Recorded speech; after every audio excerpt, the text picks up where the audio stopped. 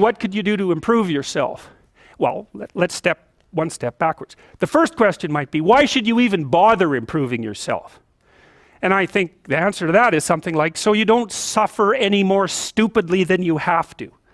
And maybe so others don't have to either. It's something like that. You know, like there's a real injunction at the bottom of it. It's not some casual self-help doctrine. It's that if you don't organize yourself properly, you'll pay for it, and in a big way, and so will the people around you. Now, and you could say, well, I don't care about that, but that's actually not true. You actually do care about that, because if you're in pain, you will care about it.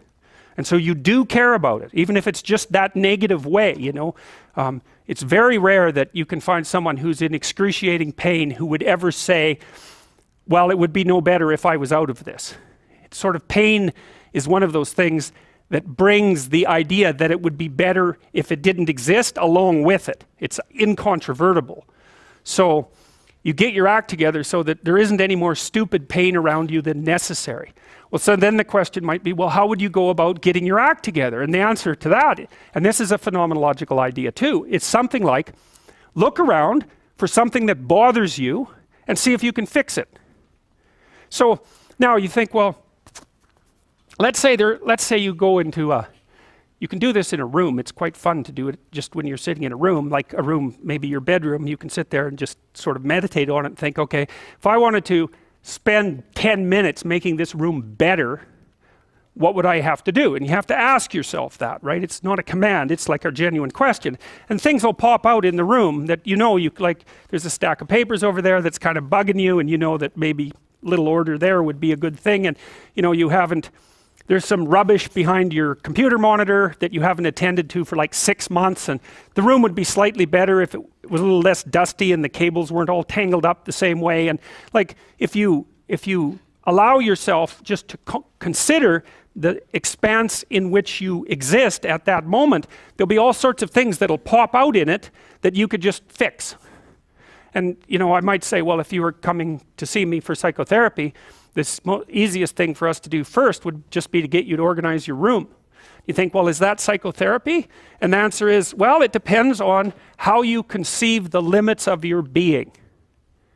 And I would say, start where you can start. You know, if something announces itself to you, which is a strange way of thinking about it, as in need of repair, that you could repair, then hey, fix it. You fix 100 things like that, your life will be a lot different. Now, I often tell people too, fix the things you repeat every day, because people tend to think of those as trivial, right? You get up, you brush your teeth, you have your breakfast, you know, you have your routines that you go through every day. Well, those probably constitute 50% of your life.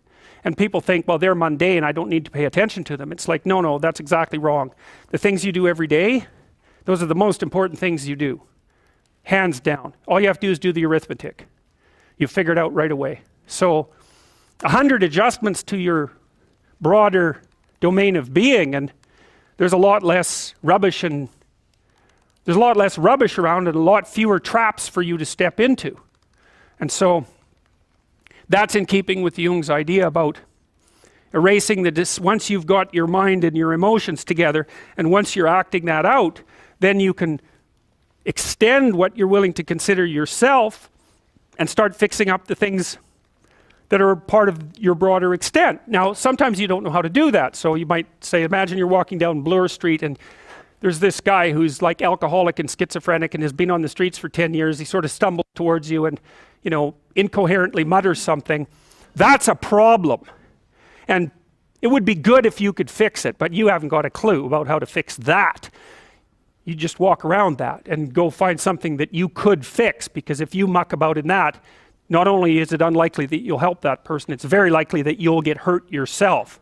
So, you know, just because while you're experiencing things announce themselves as in need of repair doesn't mean that it's you right then and there that should repair them. You have to have some humility. You know, you don't walk up to a helicopter that isn't working and just start tinkering away with it. You have to stay within your domain of competence. But most of the time, if people look at their lives, you know, it's a very interesting thing to do. I like the idea of the room, because you can do that at the drop of a hat. You know, you go back to where you live and sit down and think, okay, I'm going to make this place better for half an hour. What should I do? You have to ask.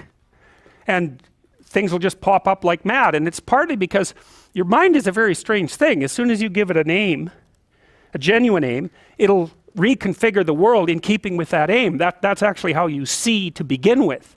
And so if you set it a task, especially, you have to be genuine about it, which is why you have to bring your thoughts and emotions together, and then you have to get them in your body so you're acting consistently. You have to be genuine about the aim, but once you aim, the world will reconfigure itself around that aim, which is very strange.